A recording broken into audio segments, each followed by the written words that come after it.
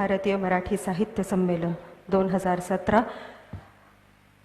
स्थानिक बालकुमारांच्या स्वरचित कविता, कथाकथन आणि भाषण या बालकुमार प्रतिभा विश्व या भागामध्ये आपल्या सगळ्यांचं मनापासून स्वागत. मंचावर स्वागत करूया प्रसिद्ध संगीतकार, गायक, लेखक डॉक्टर सलील कुलकर्णी आणि संगीतकार गायिका वर्षाताई भावे यांचं. टाळ्यांच्या गजरात या दोघाही मान्यवर कलावंतांचं स्वागत. डॉक्टर सलील कुलकर्णी आणि वर्षा भावे.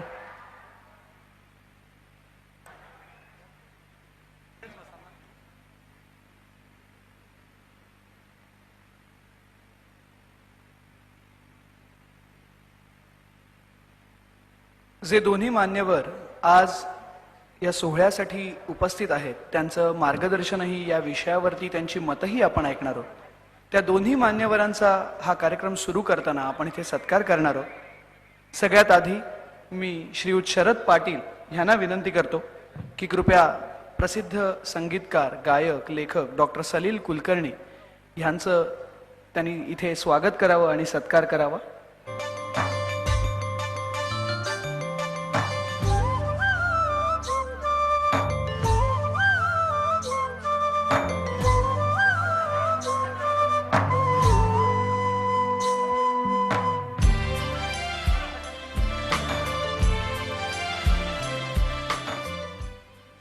त्याचसोबत मी श्रीयुत पांडुरंग म्हात्रे यांना विनंती करतो की त्यांनी गायिका वर्षा भावे यांचं इथे स्वागत करावं आणि त्यांचा सत्कार करावा. Hello, check check. हॅलो.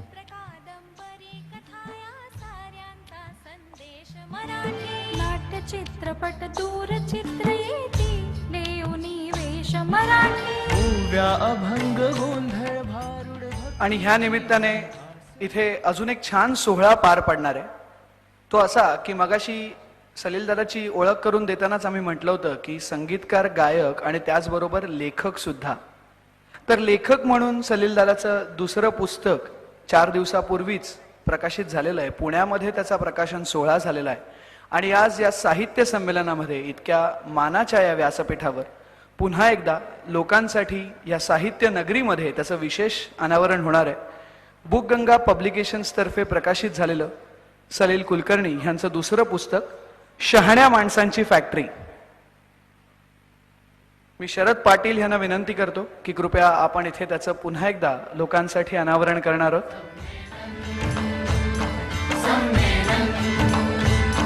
हे शब्दांचे संमेलन, संमेलन, संमेलन, साहित्याचे संमेलन, संमेलन, संमेलन, डोंबिवलीचे संमेलन, संमेलन, संमेलन, हे 90वे संमेलन.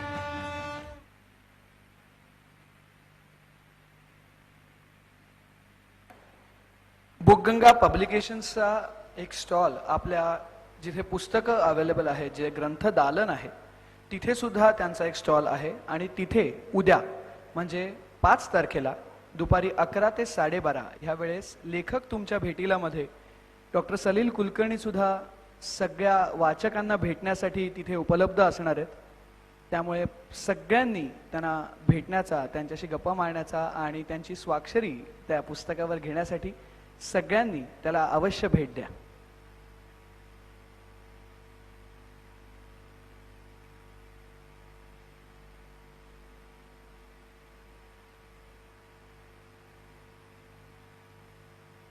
Hello hello.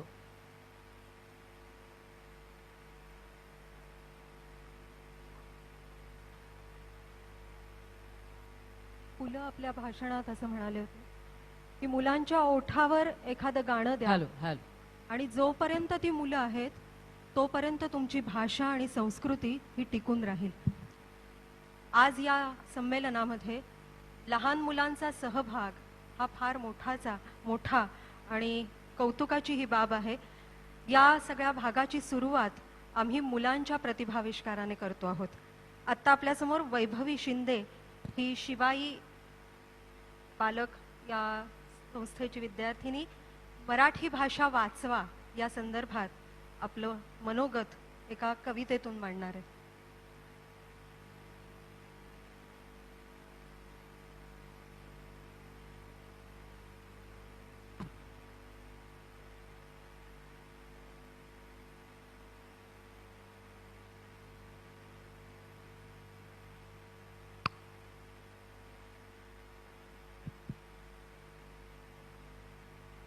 माझे नाव वैभवी संजय शिर्के आहे.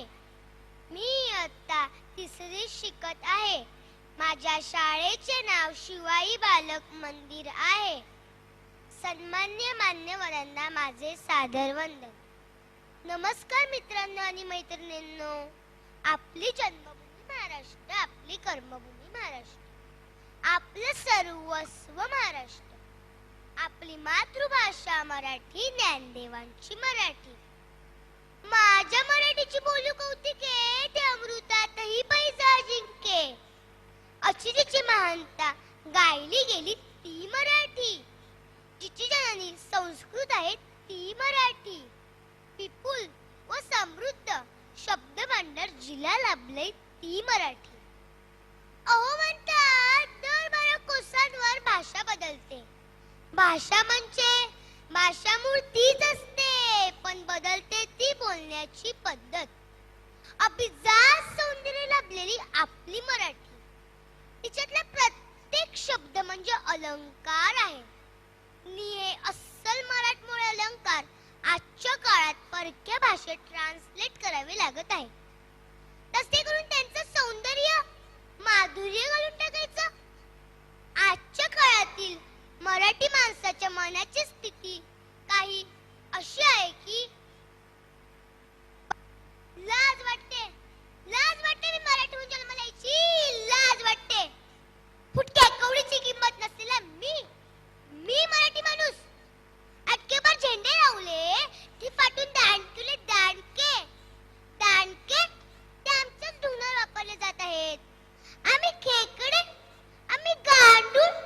खेकड्यांतरी मासळी बाजारात किंमत आहे, गांडूळ खताला मागणी आहे, पण मराठी माणसाला श्वश्व किंमत नाही, श्वश्व किंमत नाही, श्वश्व किंमत नाही. छे छे, ही तुमची ऐपत नाही, तो तुमचा घास नाही. तुम्ही डाऊन मार्केट, तुम्ही मीन माइंडेड, तुमची प्रॉपर मुंबईत राहण्याची लायकी नाही. आता मराठी माणूस रोगापेक्षा धसक्याने मरतो. धसका मुलाने राडा केल्याचा, धसका पोरगी पंजाबासोबत पडून गेल्याचा, धसका गावाच्या जमिनीत चुलत्याने गेल्याचा, धसका मुंबई महाराष्ट्रापासून तुटण्याचा, धसका भूतकाळाचा, वर्तमान काळाचा आणि भविष्याचा. शूरा मी सरदार आम्हाला काय कुणाची भीती काय. अरे आम्हाला सर्वांचीच भीती. मराठी पाऊल पडते पुढे. अरे हट, मराठी पाऊल पडतं तरी कुठे. अरे मुळात मराठी पाऊल उरले तरी कुठे. म्हणजे 500 पिढ्यांनी काहीतरी भयंकर पाप केली म्हणून मी मराठी म्हणून जन्माला आलो. भयंकर पाप. लाज वाटते, लाज वाटते. मी मराठी म्हणून जन्माला यायची लाज वाटते. बघितलं का मंडळी, ही आजच्या काळातील मराठी माणसाच्या मनाची स्थिती. ते इंग्रज आले, राज्य करून गेले, पण त्यांच्या आपल्या भाषेचा प्रभाव इथेच ठेवून गेले. आपण त्यांच्या भाषेबरोबर त्यांच्या संस्कृतीचेही अनुकरण करायला. मला एक सांगा, इंग्रज इथून गेले तेव्हा त्यांच्या लोकांनी आपली भाषा सोबत नेली का हो? संस्कृती नेली का? नाही ना. जगात श्रेष्ठ अशी आई कोणाचीही असो, तिचा सन्मान करावा. तिनं टाकलेला शब्द फुलासारखा झेलावा, ही आपली संस्कृती. मंडळी, आपण मराठी बोलतो, कसं बोलतो याचं कधी नीट निरीक्षण केलंय का? एका मराठी वाक्यात किंवा 2-3 तरी इंग्रजी शब्द घालतो ना, आणि वर स्टाईलच्या नावाखाली दडपून ठेवतो का? तर म्हणे इंग्रजी म्हटल्याशिवाय समोरच्यावर इम्प्रेशन पडत नाही. आमचं शिक्षणाचं माध्यम बनत चाललंय इंग्रजी. मराठी माध्यमात शिकवायला आमच्या पालकांना लाज वाटते.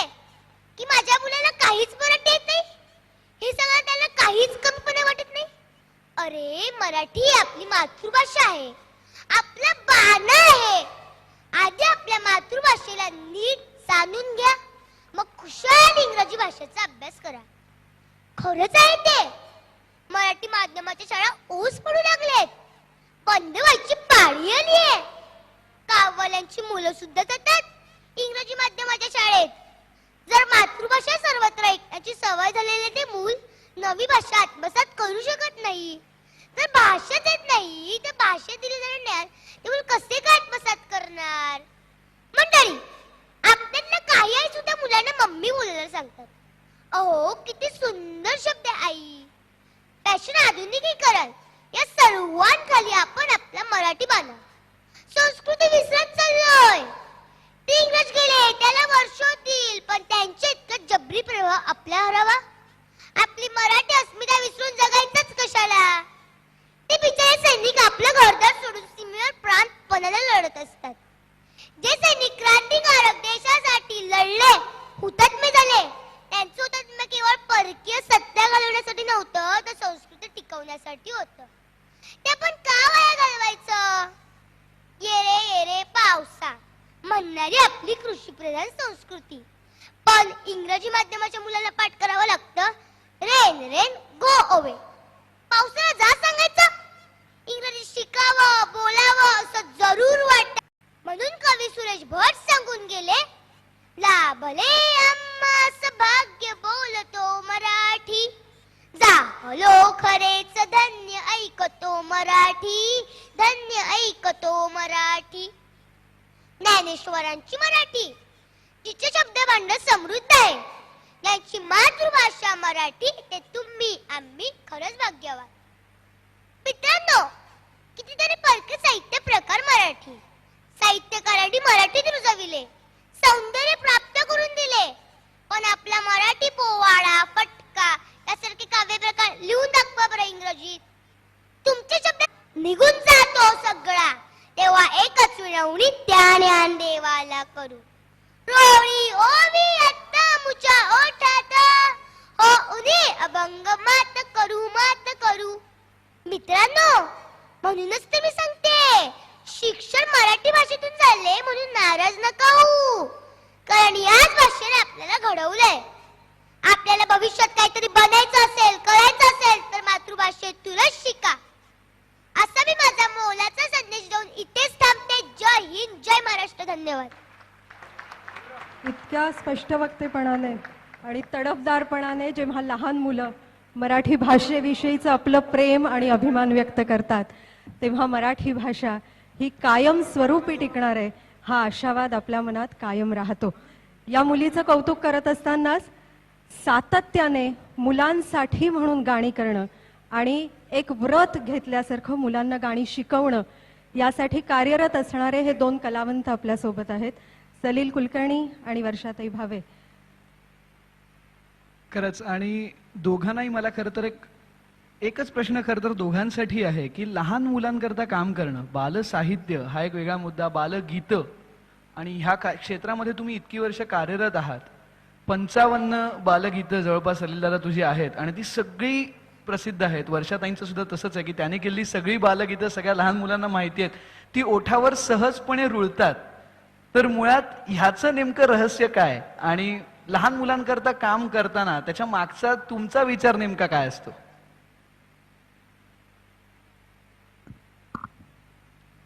नमस्कार. तिकडे लहान मुलं बसलेत ना मागे सगळी, त्या ऐकतायत का? बर, मी काय म्हणतो, आधी आपण एक काम करू, एक 4 ओळी आपण म्हणूया. मी नाही म्हणत, तुम्ही म्हणा. हा, अगोबाई डगोबाईला आता 10 वर्ष पूर्ण झाली, आपण जरा सेलिब्रेट करूया अगोबाई डगोबाईची 10 वर्ष. गाता का सगळे? चलो, 1 2 3 4. लागली कळ अगोबाई ढगोबाई. मोठ्याने म्हणा, एक वर्षात आहे ना, ऐकवायला पाहिजे. खूप जेवली आहेत का लहान मुलं? थोडी न थोडकी लागली फार, डोंगराच्या डोळ्याला पाण्याची धार. अगोबाई आत्ता आवाज आला. तर यांनी जो प्रश्न विचारला किंवा आता हे जे मुलगी ही छोटी बोलली ती खूप तडफदारपणे तिला कोणीतरी लिहून दिलेलं त्वेषाने ती बोलली. कौतुक आहे तिचं. इतका वेळ सलग पाठ बोलणं फार अवघड असतं. पण लहान मुलांना काय आवडतं माहितीये का? लहान मुलांना जे स्वाभाविक असतं ते आवडतं. लहान मुलांना जे आता शहाण्या माणसांची फॅक्टरी असं जे म्हणलं पुस्तकात, ते शहाण्या माणसांच्या फॅक्टरीत टाकायला नको असं म्हणणं आहे माझं. की आपण त्यांना फक्त शहाणे बनवतो, चांगलं बनवतच नाही. आपण त्यांना सांगतो की ह्याला नमस्कार करायचा का माहिती नाही, हे असंच करायचं का माहिती नाही. एखाद्या लहान मुलाला चिखलात खेळत बसायला आवडतं, आपण त्याला कंपल्सरी सांगतो मातीला हात लावायचा नाही, मी आणून दिलेलं महागाचं खेळणं खेळ का, म्हणजे माझ्या ऑफिसमध्ये कौतुक होईल की मी माझ्या मुलाला महाग खेळणं आणलं. तर लहान मुलांना जे स्वाभाविकपणे त्यांचा मार्ग असतो तो फार सरळ असतो. आपण त्यांना वळण लावत लावत वाकडं करतो आणि मग नंतर परत संस्कार वर्गात घालतो सरळ करायला. हा फार चमत्कारिक प्रकार असतो. तर लहान मुलांना आतून जे करावं असं वाटतं. लहान मुलांना, सगळी लहान मुलं मिनिमम गाऊ शकतातच. वर्षाताई पण नक्की ऍग्री करतील माझ्यावर. सगळी लहान मुलं सगळे आरती म्हणतात, सगळे घालील लोटांगण म्हणतात, सगळ्यांना गावंसं वाटत असतं. पण आपण काय करतो की आपण गपरे तू गाऊ नको, तुला सूर कळतो का, पण त्याला कळेल हळूहळू. आणि सूर नाही कळला तर तरी तो 4 वेळा गायला तो चांगला ऐकणार तर होईल. तुम्ही आता ऐकताय की नाही मन लावून? अजून 20 वर्षानंतर अशीच इथे मंडळी बसून जर एखाद्या संमेलनामध्ये बालसाहित्य आणि बालसंगीत या विषयावर ऐकावं अशी इच्छा असेल तर आपण सगळ्यांनी चांगले रसिक निर्माण करायला पाहिजेत पुढच्या पिढीमध्ये, असं मला वाटतं. गायक तर होतातच तयार, पण रसिक निर्माण करायला पाहिजेत. आणि माझं लहान मुलांना सांगणं आहे, तसं पालकांना पण सांगणं आहे की जितका विचार आपण त्यांना खायला देताना करतो, कपडे घालायला देताना करतो, तितकाच विचार ते काय ऐकताय त्याचा पण करायला पाहिजे. आपण त्याच्याविषयी काही विचार करत नाहीत, कानावर पडेल ते ऐकू दे असं म्हणतो. तर आपण भेसळयुक्त खाणं देत नाही तर भेसळयुक्त गाणी का देतो त्यांना, हे पण मला कळत नाही. त्यांना भेसळयुक्त गाणी पण देऊ नका, तर तुमच्यासारखे चांगले रसिक निर्माण होतील. आत्ता जसे तुम्ही बसलायत तसे. इतकं सोपं नसतं. काय दुपारी 1:45 वाजता चर्चा ऐकणं हे अजिबात सोपं नाहीये. पण तुम्ही ऐकतायत तशीच पुढच्या पिढीने ऐकावी असं वाटत असेल तर त्यांना चांगलं रसिक करणं फार आवश्यक आहे असं मला वाटतं. तर ह्या दोघांनी जे आता विचारलं की लहान मुलांना का लहान मुलांसाठी करावं असं वाटतं, हसू येणं कशावर तरी किंवा पटकन डोळ्यात पाणी येणं, दुसऱ्याच्या आनंदात हसू येणं हे लहान मुलाचं लक्षण असतं. लहान मुलं मॉन्टेसरी पहिलीपर्यंत येऊन सांगतात की हा माझ्या वर्गातला सगळ्यात हुशार मुलगा आहे आणि बाबा हा मुलगा आहे ना हा सगळ्यात भारी लंगडी खेळतो. दुसरीत तिसरीत आपण त्याला सांगतो की ह्याच्यापेक्षा तुला चांगलं काहीतरी करायला लागेल आणि मग लहान मुलं बिघडतात. तोपर्यंत ती दुसऱ्याचं कौतुक करत असतात प्रामाणिकपणे. तर ज्याला लहान मुलांसारखं दुसऱ्याचं कौतुक करता येईल त्यांनीच लहान मुलांची गाणी करावीत असं मला वाटतं, तरच ती लहान मुलांपर्यंत पोहोचतात. तर मी मला वाटतं माझ्याकडनं उत्तर दिलंय तर वर्षाताई बोलतील. धन्यवाद. वर्षाताई गाण्याने सुरुवात करूया. गाण्याने सुरुवात करू. ए मुलांनो, हाय म्हणणार का जोरात एक नवीन मस्त गाणं? जोरात म्हणणार? हे गाणं तुम्हाला खूप आवडेल असं आहे. मी शाळेत ज्यांच्याकडे गाणं शिकवत होते, श्रीनिवास शिंदगी म्हणून सर आहेत, ते आता 85 वर्षाचे आहेत आणि त्यांनी खूप मस्त गाणं लिहिलंय. तर त्याला मी चाल लावली आहे, आपण ते म्हणूया. एक मुंगी नेसली लुंगी, खूप मोर्चा काढला जंगी. अजून जोरात आवाज येईल? हा, तुमच्या समोर माईक नाही, माझ्या समोर आहे, पण तुम्ही खूप जण आहात हो की नाही? हा, एक मुंगी नेसली लुंगी. नाही नाही तुम्ही ओरडू नका, तर मुंगीचा मुंगळा होतोय. गाणं म्हणा गाणं. एक मुंगी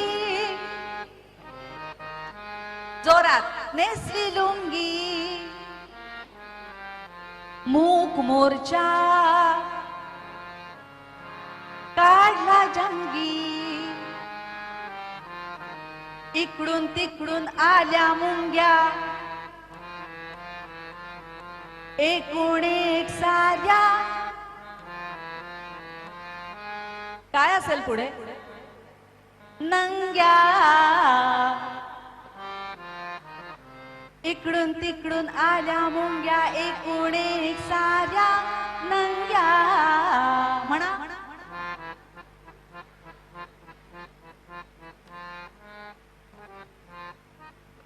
हा, हळूहळू सांगू का म्हणणारात? इकडून तिकडून आल्या मुंग्या एकूण एक साऱ्या नंग्या. एक मुंगी नेसली लुंगी मूक मोर्चा काढला जंगी. मूक मोर्चा म्हणजे काय? कोणी सांगू शकेल का मला? म्हणजे न बोलता. मुंग्या बोलतात का? बोलतात? बोलतात की. तुम्ही मुंग्यांची रांग बघितलीये का? त्या एकमेकींना भेटतात बघा. भेटतात का? तेव्हा त्या बोलतात. मुंग्यांचं एक खूप सुंदर गाणं आहे. हे गाणं पूर्ण गाणं कधीतरी मी शिकवेन तुम्हाला सगळ्यांना. आज आपल्याकडे वेळ कमी आहे. मला आता जो प्रश्न विचारलाय तो असा आहे की लहान मुलांसाठी गाणी करावी असं का वाटतं? मी ना आतापर्यंत जवळजवळ 150 गाणी केली आहेत मुलांसाठी, आणि जी संगीतबद्ध केली आहेत आणि ती रेकॉर्डेड पण आहेत, आणि खूपशी गाणी खूप मुलांना माहिती आहेत. शाळांमधनं मी शिकवत असते. मला असं वाटतं की लहान मुलांना खूप मज्जा आली पाहिजे, मस्त वाटलं पाहिजे, आनंद झाला पाहिजे, आणि खरं सांगायचं ना तर काहीही त्यांना डोक्याला ताप होईल, त्रास होईल असं काहीही त्या गाण्यांमध्ये नसावं. खूप धमाल असावी. आता पाणीपुरीचं एखादं गाणं असेल. एक अनंत भावेंची खूप छान कविता आहे, चला खाऊ पाणीपुरी असं ते म्हणतात. आणि त्या गाण्यात ते असं म्हणतात की स्वरगंगेच्या काठावरती पाणीपुरीचे ठेले असती, देव पाणीपुरी खा खाती, कृपाचा आपली त्यांच्यावरी, चला खाऊ पाणीपुरी. अशी खूप छान गाणी आहेत. नंतर अजून एक गाणं असं इतकं मस्त आहे मुलांनो, जे प्रश्न तुम्हाला पडतात. म्हणे ऊन पडलं त्याला लागलं कसं नाही? हा प्रश्न लहान मुलांनाच पडू शकतो नाही का? म्हणे वारा वाजली कुणी ऐकली कशी नाही? आणि म्हणे दिवस बुडला मग भिजला कसा नाही? हे प्रश्न लहान मुलांना पडतात. आणि अशा लहान मुलांच्या अनेक सुंदर कविता आपल्या साहित्यामध्ये आहेत. अनेक मोठ्या मोठ्या कवींच्या तर आहेतच, नवीन कवींच्या आहेत, तुम्हा मुलांच्या आहेत. अशा सगळ्या कवितांना संगीतबद्ध करायला मला खूप आवडतं, आणि मुलांशी सतत सहवास असावा असं मला वाटतं. धन्यवाद. वर्षाताई सलील आत्ता आपल्याबरोबर साक्षी आहे, आणि आत्ता तुम्ही कवितांचा उल्लेख करताय. ती खूप सुंदर कविता लिहिते. तिची एक कविता आपण ऐकूया. ये. SB वझे हायस्कूलची ही विद्यार्थिनी आहे, आणि ती आता आपल्यासमोर एक कविता सादर करणार. तुझ्या शाळेतले हे सगळे? हो, मग जरा टाळ्या वाजवायला सांग ना मोठ्याने त्यांना.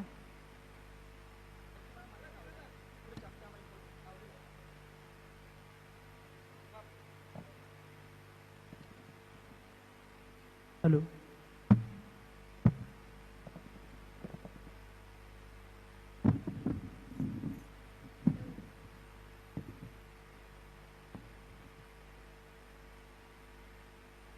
नमस्कार, मी साक्षी अरविंद सनस. माझ्या शाळेचे नाव शांताराम भिवा वझे विद्यालय आहे. मी आता 10वीत शिकत आहे. 90व्या अखिल भारतीय साहित्य संमेलनामध्ये जमलेल्या मान्यवरांना माझे सप्रेम नमस्कार. मी 90व्या साहित्य संमेलनावर आधारित एक कविता सादर करीत आहे, ती तुम्ही ऐका.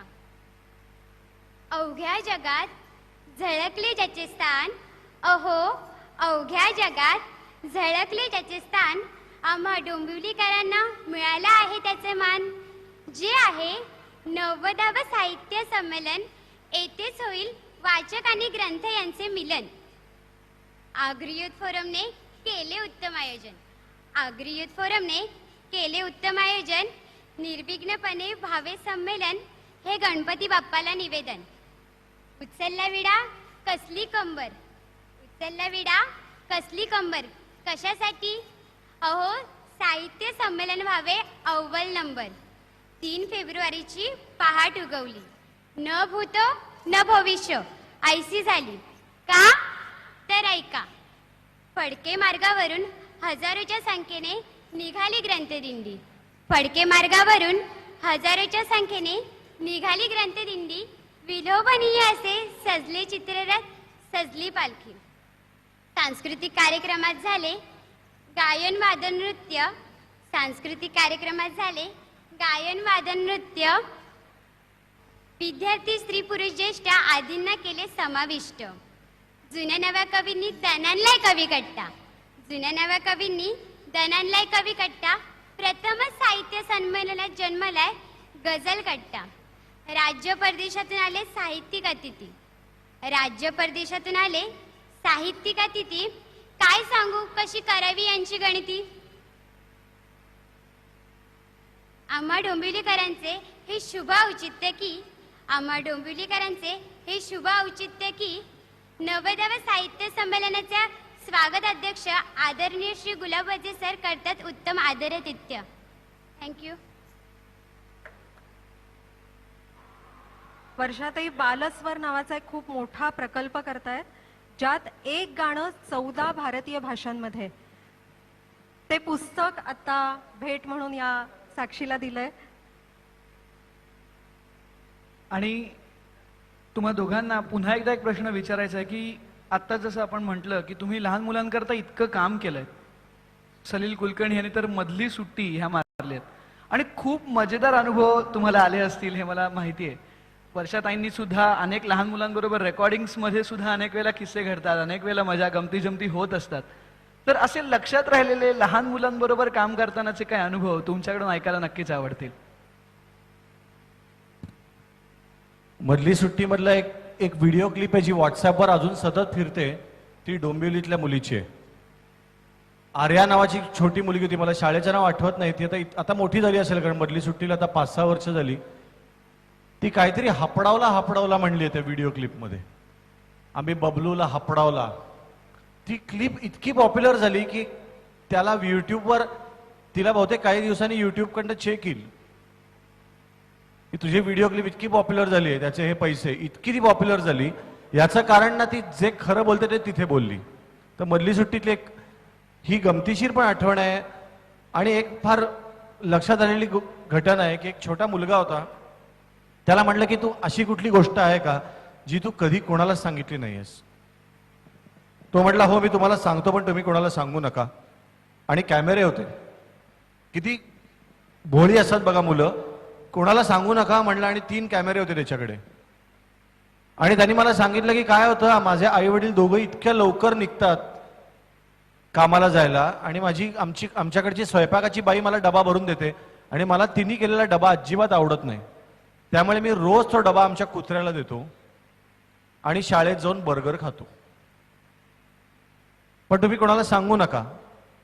आता हे म्हटल्यानंतर माझी जबाबदारी होती की हे कोणाला सांगायचं नाही, म्हणून तो भाग आम्ही एपिसोडमध्ये एडिट केला.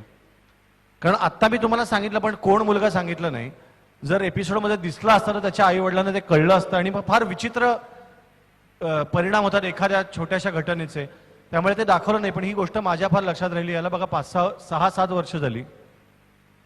अशा अनेक आठवणी आहेत. आणि रेकॉर्डिंगची एक गंमत मी सांगतो. एक चिंटू नावाची जी फिल्म होती त्याच्यासाठी मी गाणं रेकॉर्ड करत होतो. माझा मुलगा गात होता ते, एकटी एकटी घाबरलीस ना वाटलंच होता आई, म्हणूनच तर सोडून तुला लांब गेलो नाही ना ना ना ना ना ना ना ना ना ना ना असं गाणं होतं. आणि तो इतका छोटा होता. आत्ता जशी अस्मिता ताई माईक धरून उभी होती तसा मी गुडघ्यावर बसून त्याला माईक धरला होता. असा गुडघ्यावर असा. आणि तो गात होता. आणि तो सलग गात होता. पण एक 4 मिनिटं झाल्यावर माझा गुडघा दुखायला लागला ना खूप. त्यामुळे मी एका क्षणाला, तो कंडेन्सर माईक असा होता पण त्याची मान धरली होती मी की त्यांनी मागे, कारण तो गाता गाता मागे जायचा सारखा असा असा. तो एकटी एकटी वाटलं असं व्हायला लागलं. मधला शब्द ऐकू ना, मी म्हटलं तुझं डोकं मीच धरतो, आणि गुडघा इतका दुखायला लागला तर मी एकदम फटकन मांडी घालून बसलो. तर असं तर तो गाता गाता लांब गेलो नाही असा हसला, जे पिक्चरमध्ये तसंच आहे. कारण मी म्हटलं की हे लाफ्टर इतकं नॅचरल आहे लहान मुलाचं, ते फिल्ममध्ये ठेवा. आणि आता मी अनेक स्पर्धांमध्ये लहान मुलांना ते गाणं गाताना जेव्हा ऐकतो तेव्हा ते लाफ्टर पण कॉपी करतात तसं ना तसं. तर काय असतं लहान रेकॉर्डिंगच्या वेळेस काय, किंवा नाटकामध्ये काय, चित्रपटामध्ये काय, लहान मुलांना लहान मुलांसारखं वागावं असं मला वाटतं. तुम्हाला एक डॉक्टर म्हणून पण एक ऑब्झर्वेशन सांगतो की फार लहान मुलांना बोबडं बोललेलं आवडत नाही, त्यांच्याशी राग येतो. कारण मुलं खूप स्पष्ट बोलतात, पालकच अनेकदा त्यांच्याशी कच्चं झालं तुला, अच्छा झालं, ते म्हणतात की बाबा नीट बोला, मला भूक लागलेली नाहीये. तर थोड्या वेळाने काय होतं, लहान मुलं मोठ्या माणसासारखी वागतात आणि मोठी माणसं लहान मुलासारखी, असा कधी कधी गोंधळ होतो. तर दोन गोष्टी एक सायकोलॉजी म्हणून सांगतो की खरंच लहान मुलांशी उगीच बोबडं बोलू नये, आणि दुसरी गोष्ट लहान मुलांशी बोलताना खाली बसून बोलावं, त्यांच्या लेव्हलला येऊन बोलावं. कारण आपण त्यांच्याशी असे बोलतो, त्यांना सारखं वाटतं की हा माणूस माझ्यावर दादागिरी करतोय. तुम्ही जर गुडघ्यावर बसलात किंवा त्याला समोर घेऊन असे बसलात त्याच्या जवळ, त्याच्या नजरेत एका लेवलला येऊन, तर लहान मुलांना वाटतं की हा माणूसही माझ्यासारखाच आहे. आणि ते फार अवघड असतं. मोठ्यांना मोठ्यांसारखं वागणं फार सोपं आहे, पण मोठ्यांना लहान मुलांसारखं वागणं फार अवघड आहे. तो प्रयत्न करून बघा, तुम्ही पण गाल त्यांच्यासारखे छान. खूप मनापासून अभिनंदन करतो. या संमेलनामध्ये असा विषय आज मांडला गेला की बाल साहित्य आणि बालगीत. याच्यासाठी मी संमेलनाध्यक्ष आणि संमेलन आयोजक मंडळी सगळ्यांचं खूप अत्यंत मनापासून अभिनंदन करतो. थँक्यू. खरोखरच आत्ता सलीलने सांगितलं तसं आयोजकांचं इतकं अभिनंदन करावं तितकं थोडं आहे. कारण हा विषय मोठ्या माणसांसाठी तितका महत्वाचा नसतो, परंतु तो खरोखरच महत्वाचा आहे. कारण प्रत्येक मोठा माणूस हा कधीतरी लहान असतो, आकाशातून नाहीये पडलेला कुठलाही मोठा माणूस. त्यामुळे प्रत्येकाचं लहानपण जपणं ही खूप महत्वाची गोष्ट या संमेलनाच्या निमित्ताने ह्या विषयातून होती असं मला वाटतं. सलीलने सांगितलं तशी अनुजा कर्णिक नावाच्या एका मुलीची कविता आम्ही एका सीडीमध्ये घेतली आहे, आणि ती मुलगी पण आता मोठी झाली असेल. आणखी 100 वर्षांनी काय होईल, विज्ञान किती पुढे जाईल. आणखी 100 वर्षांनी काय होईल, विज्ञानचा कण सुद्धा भांड्या एवढा मोठा असेल तेव्हा, किंवा माणूस हा रोबोच होईल, असं तिने तेव्हा तो विचार मांडला होता आणि ते गीत केलेलं होतं. रेकॉर्डिंगचे खूप सुंदर आणि गमतीदार अनुभव असतात. खूप छोटी छोटी मुलं रेकॉर्डिंगमध्ये गातात, आणि एका छोट्या मुलाची गोष्ट मला तुम्हाला सांगायला आवडेल. 6 वर्षाचा मुलगा साधारण, आणि एक होता खेकडा, तो चालत असे वाकडा. एकदा आपल्या मुलाला तो चिडून म्हणाला, ध्यान बघा हेंगाडे, पाय टाकतो फेंगाडे. मुलगा म्हणाला चालू कसा, खेकडा म्हणाला असा असा. अशी ती कविता आहे पाडगावकरांची. आणि सर्वसाधारणपणे ना एक ह्यातनं विचार त्यांनी असा व्यक्त केला की मोठी माणसं आणि मुलं ह्यांच्यातलं नातं कसं असतं की बाबांना आणि आईला असंच वाटत असतं की आपल्या मुलाने अमुक एका पद्धतीने मोठं व्हायला पाहिजे, छान शिकलं पाहिजे, छान वागलं पाहिजे. एक प्रगती पुस्तक नावाची मी पूर्वी गोष्टी चिवी जोशांची वाचली होती, ज्याच्यामध्ये असं होतं की त्या बाबांचं प्रगती पुस्तक अगदी बघण्यासारखं असतं, म्हणजे 3-4च मार्क पडलेले असतात त्यांना 100त, पण मुलांनी मात्र खूप 80-90 मार्क मिळवावेत असं त्यांना वाटत असतं, आणि ते प्रगती पुस्तक मुलांनाच सापडतं. तशीच एक खेकड्याची गोष्ट आहे की खेकडा हा जसा असणार तसाच त्याचा मुलगा असणार, जसे आई बाबा असणार तशीच साधारणपणे मुलं असणार. असंच खरं म्हणजे हे चित्र असायला हवं, परंतु पालकांना खूप वेगळ्या अपेक्षा असतात मुलांकडनं. हा जो छोटा मुलगा होता तो गात होता, एक होता खेकडा तो चालत असे वाकडा वाकडा वाकडा तिकडा. एकदा आपल्या मुलाला तो चिडून म्हणाला, ध्यान बघा हेंगाडे, पाय टाकतो फेंगाडे फेंगाडे. मग तो मुलगा म्हणतो, मुलगा म्हणाला चालू कसा बाबा चालू कसा. हे जेव्हा तो गात होता तेव्हा तो ना रडवेल्या स्वरात हे म्हणावं त्यांनी, अशी माझी अपेक्षा होती, कारण त्याला कळतच नाही कसं चालायचं ते म्हणून. तर मग मी त्या मुलाला म्हटलं, आपण नेहमी कसं म्हणतो हे, तसं तू म्हण. तर त्याने माईकवर मुलगा म्हणाला चालू कशा बाबा चालू असं सुरू केलं, आणि ते इतकं वर्क झालं, अतिशय अप्रतिम असं ते रेकॉर्डिंग झालं. अशा रेकॉर्डिंगच्या खूप गमती जमती आणि खूप अनुभव असतात. एक माझा ओळखीचा छोटासा मुलगा आहे, त्याची शब्दसंपदा अचाट आहे. म्हणजे तो फक्त 7.5-8 वर्षाचा आहे आणि नुकतीच त्याची मुंज झाली. तर त्याच्या मुंजीचा हा किस्सा इतका इंटरेस्टिंग आहे. त्याच्याकडे शब्दांचं म्हणजे प्रचंड भांडार आहे. कसं काय एवढं आहे ते माहिती नाही. त्याला पहाटे 6 वाजल्यापासून 12 वाजेपर्यंत गुरुजींनी हे कर, आता ते कर, आता ते कर, असं बरंच काही कामं करायला सांगितली. ते झाल्यानंतर शेवटी बिचारे ते गुरुजी अगदी अनवधानाने असं म्हणाले त्याला की बाळा, सकाळपासून मी तुला खरंच खूप त्रास दिला रे, तू दमला असशील. ह्याच्यावर त्या मुलांनी त्यांना काय विचारलं असेल. तो त्यांना म्हणाला, गुरुजी हे सगळं आवश्यक होतं ना? तर ते म्हणले, हो आवश्यक होतं. मग क्षमा मागायचं काहीच कारण नाहीये. असं तो मुलगा म्हणाला, इतका छोटासा की ते गुरुजीच काय. आजूबाजूचे आम्ही सगळे 25-30 जण थक्क झालो आणि आमची बोलती बंद झाली. अशी लहान मुलं असतात आणि अशा त्यांच्या खूप गमती जमती असतात. खरं म्हणजे कधी कधी मोठ्या माणसांना खूप शहाणपण लहान मुलंच शिकवतात असं मला वाटतं. वर्षाताई आता आपल्यासोबत आर्या आहे आणि ती एक नाट्यछटा आपल्यासमोर सादर करणार.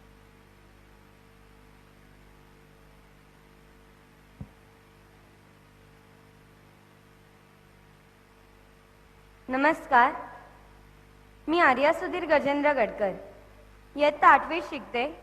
माझ्या शाळेचं नाव आहे IAS चंद्रकांत पाटकर विद्यालय मराठी माध्यम.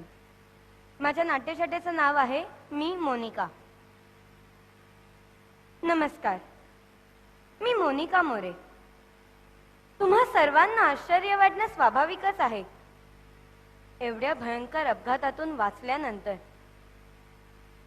आणि दोन्ही हात गमावल्यानंतर ही मोनिका पुन्हा कशी उभी राहिली. त्याचं असं झालं, त्या दिवशी कॉलेजमधून निघायला मला जरा उशीरच झाला होता. ट्रेनचा काहीतरी गोंधळ होता. प्लॅटफॉर्मवर खूपच गर्दी होती. 2 ट्रेन आल्या आणि गेल्या सुद्धा. आत चढायची हिंमतच होत नव्हती. शेवटी मनाचा हिया करून येणाऱ्या ट्रेन मध्ये कशीबशी चढले. अहो चढले कसली, जेमतेम लटकलेच होते. कुणाला धक्का देऊन नाच जाण्याइतकी ताकदही माझ्यात नव्हती. आणि तेवढ्यात आत सरकणाऱ्या एकीचा मलाच जोरात धक्का बसला आणि स्वतःला सावरायच्या आत माझा तोल गेला. आई!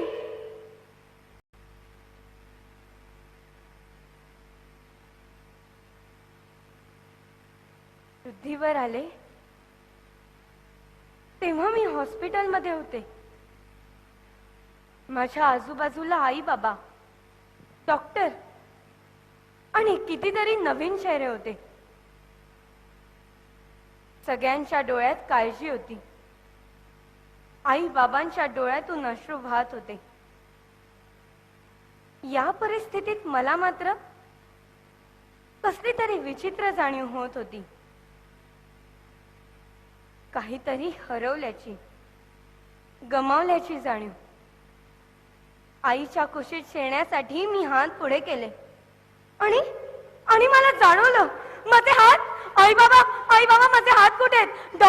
डॉक्टर माझे हात कुठे आहेत? माझे हात.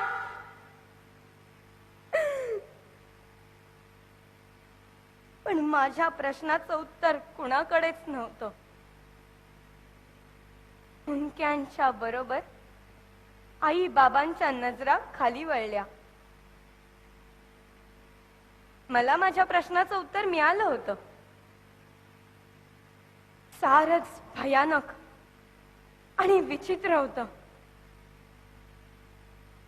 या रेल्वे अपघातामध्ये मला माझे दोन्ही हात गमवावे लागले होते. तर मोनिका मोरे दिसत होती. कुठल्या कॉम्पिटिशन मध्ये जिंकल्यामुळे नाही, तर या रेल्वे अपघातामुळे एका सामान्य मोनिका मोरेला असामान्य प्रसिद्धी मिळाली होती. जगण्याची उमेदच नाहीशी झाली होती. विचारांचं मंथन सुरू होतं. त्या हातांनी आई बाबांना आधार द्यायचा होता, त्यांच्या स्वप्नांना आकार द्यायचा होता. ते कर्तृत्व करणारे हातच देवानी हिरावून घेतले होते. होत्याचं नव्हतं झालं होतं. ज्यांच्यासाठी आधार बनायचं त्यांच्यावरच भार बनून राहावं लागणार होतं. का का केलंस देवा, तू असं का केलंस?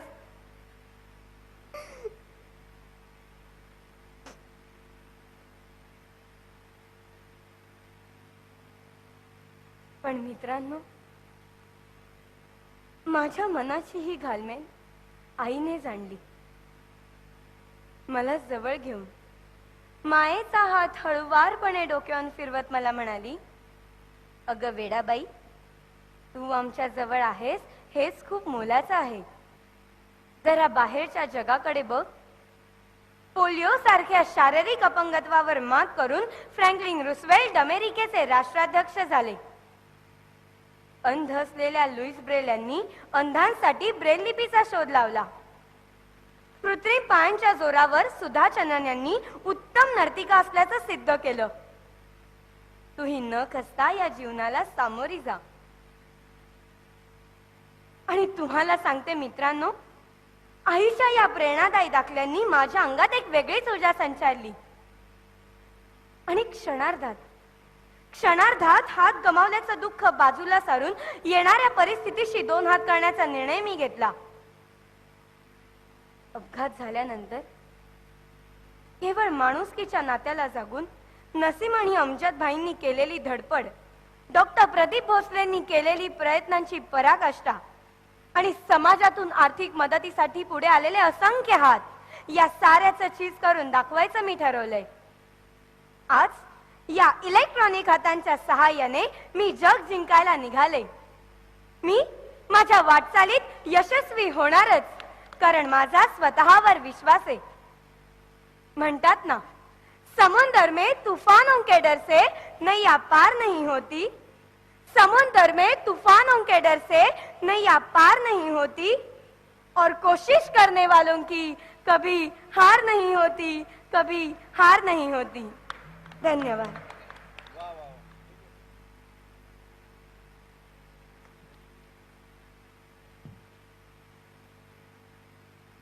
इतका छान संदेश या आपल्या छोट्याशा मैत्रिणीने आपल्याला तिच्या या नाट्यछटेतून दिला. आणि खरंच खूप कौतुक आहे की आजच्या या साहित्य संमेलनाच्या रंगमंचावर इतके छान वेगवेगळे विषय आपल्याला ह्या लहान मुलांच्याकडून सुद्धा ऐकायला मिळाले.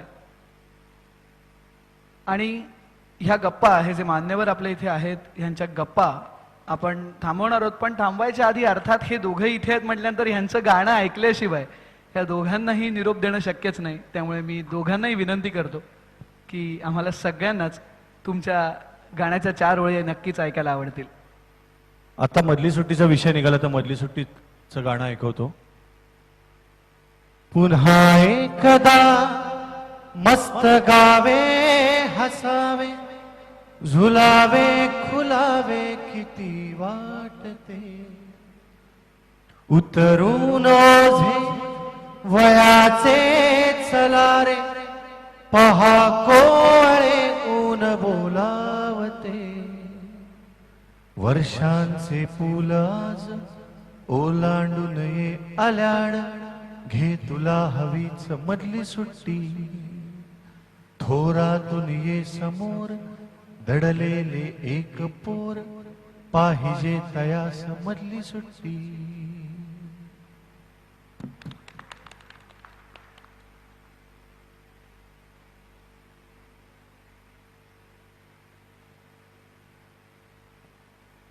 मधली सुट्टी सलील सरांची झाली आहे, त्यामुळे त्यांना इथून टाटा करूया.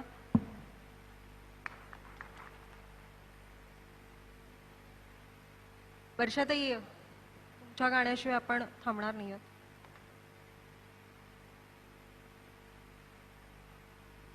मगाशी रेकॉर्डिंगचा तुम्ही अनुभव सांगत होता, पण काही वेळा असहकार पुकारणारी पण मुलं असतात शिकवत असताना, आणि मग त्यावेळी या मुलांना तुम्ही कसं सांभाळता आणि त्यांच्याकडून गाणं गाऊन घेता? रेकॉर्डिंग मध्ये ना असे खूप गमतीदार अनुभव येतात. लहान मुलं ही अत्यंत अनप्रेडिक्टेबल असतात. म्हणजे त्यांना जर म्हटलं ना की आता तू गाणं म्हण, तर ती पटकन सांगू शकतात. लहान मुलं सांगू शकतात, मी नाही म्हणणार. अशा वेळेला मोठा प्रश्न पडतो म्हटलं अरे मी तुला एवढं छान शिकवलंय ते म्हण ना. तर त्याच्यावरती मला असं उत्तर देतात, तू फ्लॉप शिकवतेस.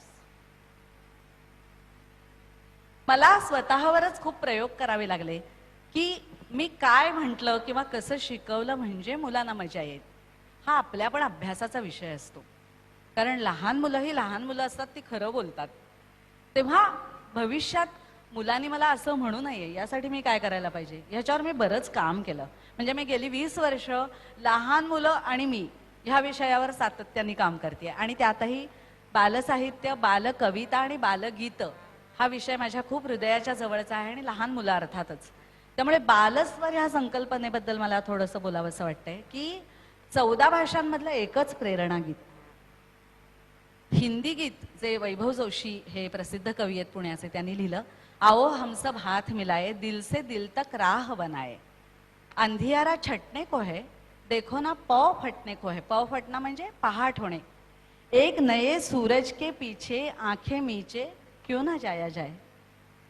हाच संदेश इतर 13 भाषांमधनं दिला गेलेला आहे. 13 विविध भाषांमधले कवी शोधून त्यांच्याकडून ह्या कविता लिहून घेऊन त्याप्रमाणे त्याला संगीतबद्ध करून अशा प्रकारे हे सुमारे 36.5 मिनिटाचं एक गाणं, बालस्वर हे गीत. आणि हा प्रयत्न भारतात अजून कुणी केलेला नाहीये बरं का मुलांनो. ह्याचं संपूर्ण संगीत मी केलेलं आहे. सुमारे 36 मिनिटाचं हे गाणं आहे, पण त्यातला हिंदी अंश खूप सुंदर आहे. तो मी आपल्याला गाऊन दाखवते. तुम्ही गाणार का माझ्या बरोबर? का भूक लागली? लागली ना? पण मी अगदी थोड्या वेळात सांगते तुम्हाला. म्हणाल? तरनना तरनना तरनना, म्हणा जोरात. मला ऐकू येऊ दे. तरनना. वा, मस्त सुरात म्हणताय. तरनना तरनना, तत तत ता ना ना ना ना ना, तरनना. आओ हम सब हाथ मिलाए. खूप सुंदर ऐकू येतंय आत्ता. हे मी तुम्हाला एक छोटीशी सूचना करू. हात मिलाय म्हणल्यावर हात वर करता एकमेकांचे धरून. बघू मला दिसतंय का? आओ हम सब हाथ मिलाए,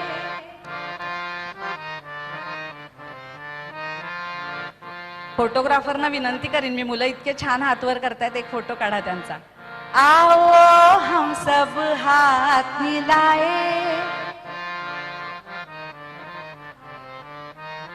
दिल से दिल तक राह बनाए. मस्त. आपल्यात खूप अंतर आहे म्हणून मला थोडं कमी ऐकू येतंय. मला माहितीये तुम्ही जोरात गाताय. दिल से दिल तक राह बनाए. वा, राह बनाए रे.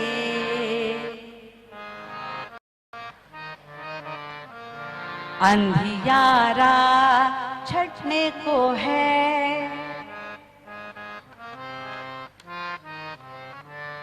देखो ना पाँव फटने को है. एक नए, परत थोडा बारीक झाला आवाज. एक नए सूरज के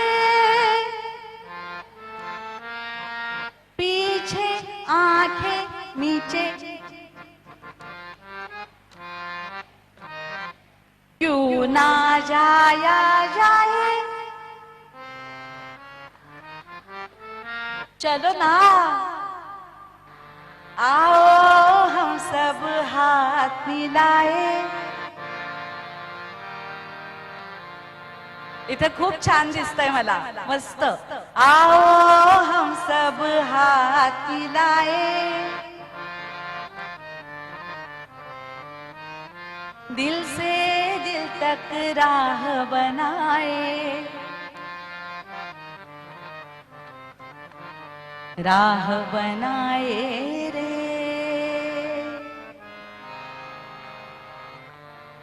थँक्यू. जोरात टाळ्या वाजवूया एकदा.